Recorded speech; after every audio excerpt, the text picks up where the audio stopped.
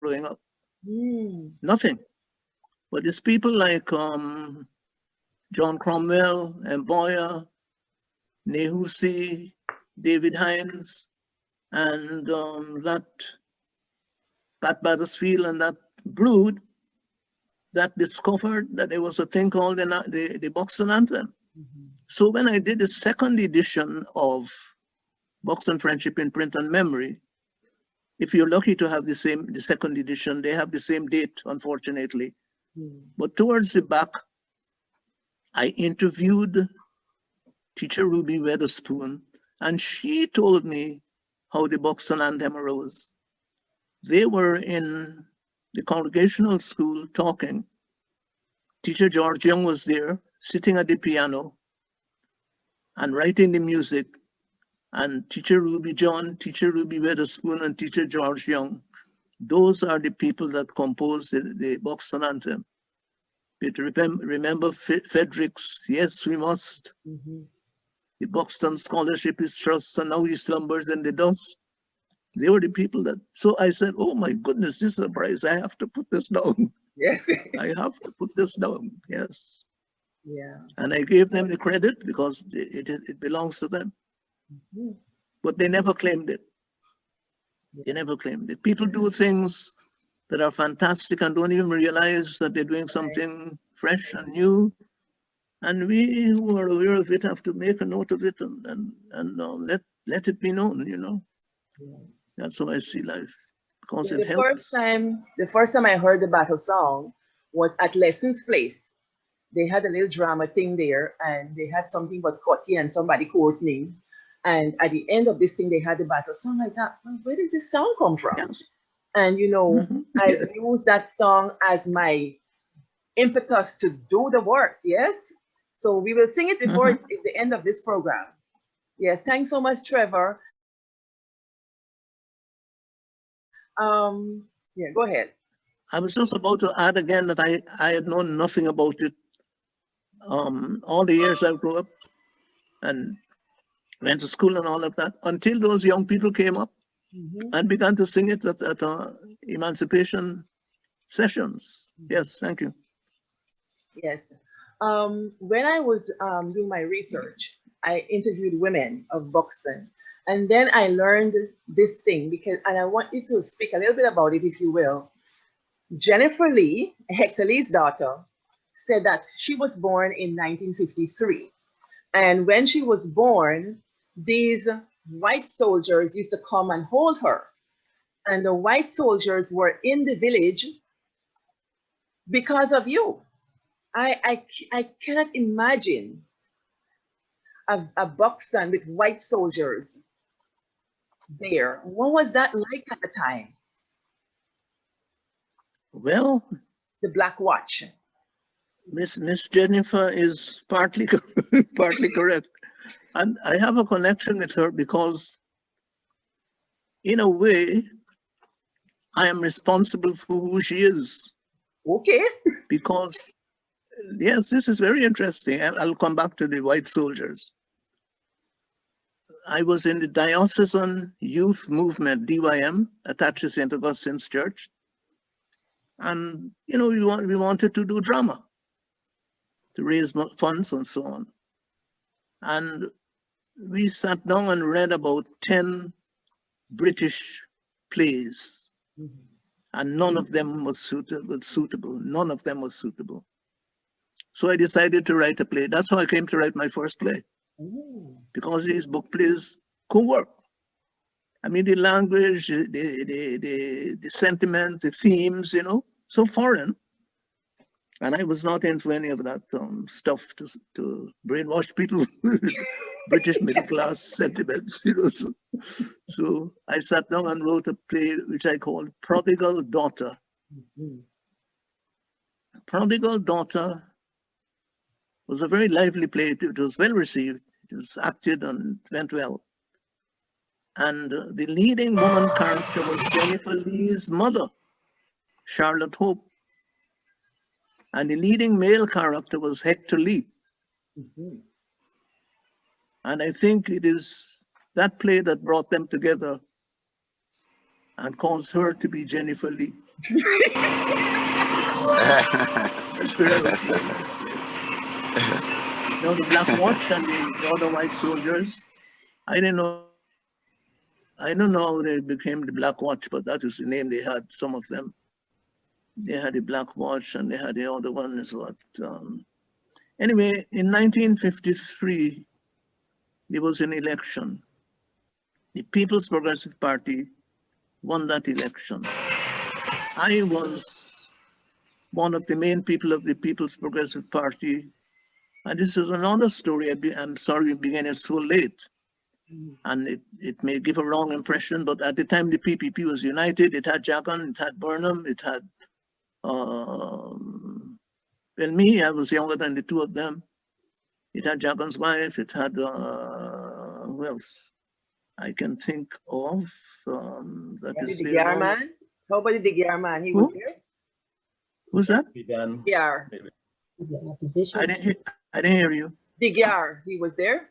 No, the guy was on the opposite side. No, he was not in this house at all. Was Ashton Chase there? He was an investor. We were Labour people.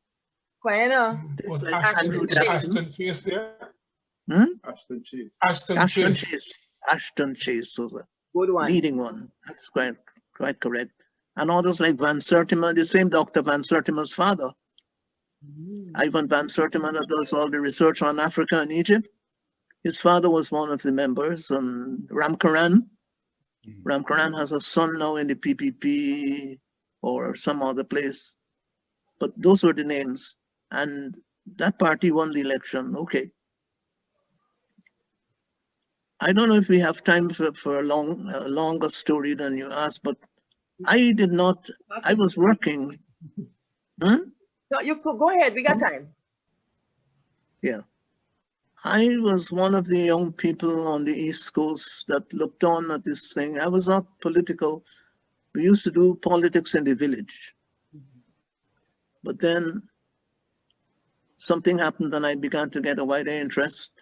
I saw that politics is not just about winning a seat in the election. I was not interested in that. I saw that politics was about human freedom. And then I became interested in politics. So I joined Jagan, who was in Parliament at the time. He had come to Buxton in 1947 to fight for a seat as an independent. And there was a whole set of them. And because of the message that he brought forward, Ashton Chase was with him too. I supported him from then, and he won the seat.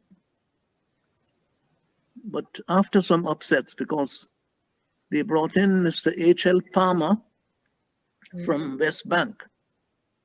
Mr. Palmer was an African, rather older, much older. And his ideas were not, to me, the kind of post-war ideas I was looking for human freedom. He was talking old stuff. But the bulk of the village went for Mr. Palmer, and a few of us stayed with Jagan. So he won. And then between 1950, in 1950, we established the People's Progressive Party in 1950. That is 3 years after 1947 election. And I was a founder member, and Ram Karan and Ashton Chase and the Jagans and other people from Buxton and elsewhere, Berbice, all over the place. And I was Martin Carter, the poet. He was one of my close friends within the PPP. He was Martin Carter. I come from the nigger yard and so on. Right. Yes. Martin Carter and I were very close. I was telling them, I moved a motion. Look, I said, look, they had sent me abroad. I was the first delegate they sent abroad in 1952 to an international conference in Vienna. The PPP sent me alone. First time I'm going to travel. Okay. Yeah. I met a whole set of people. They had about 80 countries present there. I came back, and that's how I got interested in Spanish. and began to teach Spanish in school. Wow. That I had started later. I was in the Latin American delegation because I was the only one from the Caribbean at home. They had Caribbean people from England and so on, but I was the only one coming from home in the Caribbean. So they put me in the Latin American delegation, and all they were talking there is Spanish. So I picked up enough Spanish by ear. And when I opened the school eventually, I said, we have to teach Spanish in this place because we are near to Spanish countries anyway. Now, so my point was, listen, there was a lot of riff-raff, a lot of competition, a lot of suspicion between Africans and Indians. And I was aware of it, and that is why I joined Jagan and said, let's make one thing. That's why I came out in politics, and I was not at all interested in politics.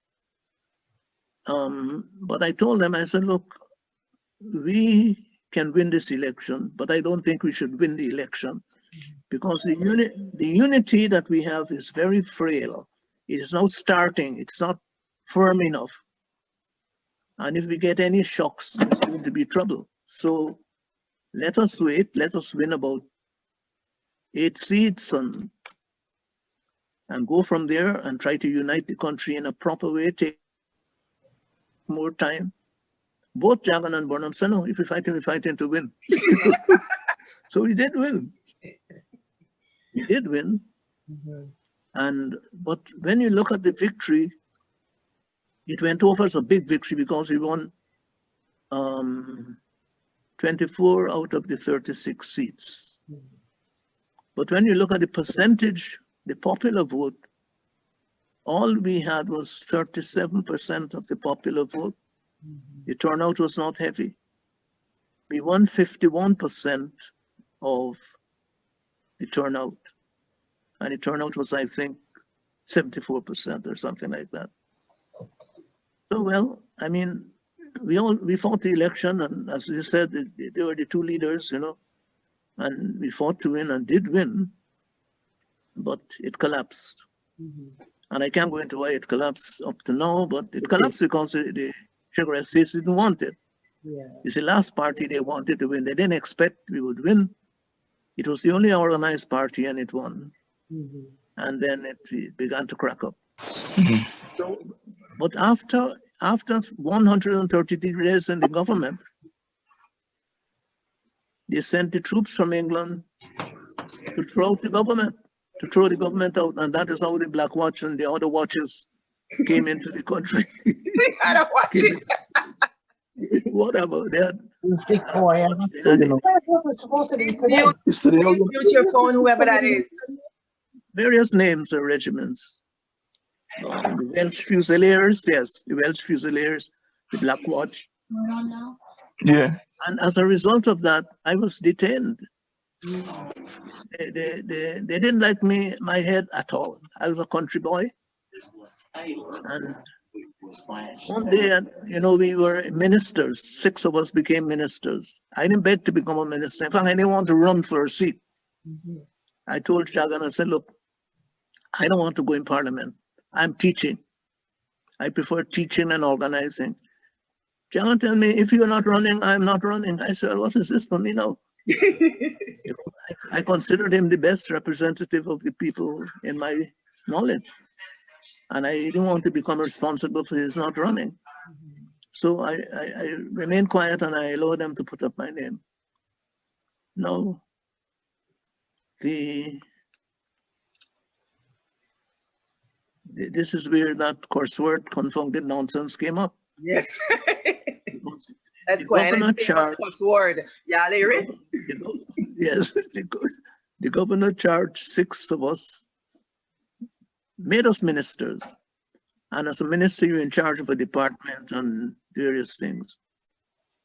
One of my responsibilities was public works. And public works, I got a lot of advice on public works because I used to be representing PWD workers like Mr. Daniel Paul, Edmund Ford, and other people on the coast that worked in public works.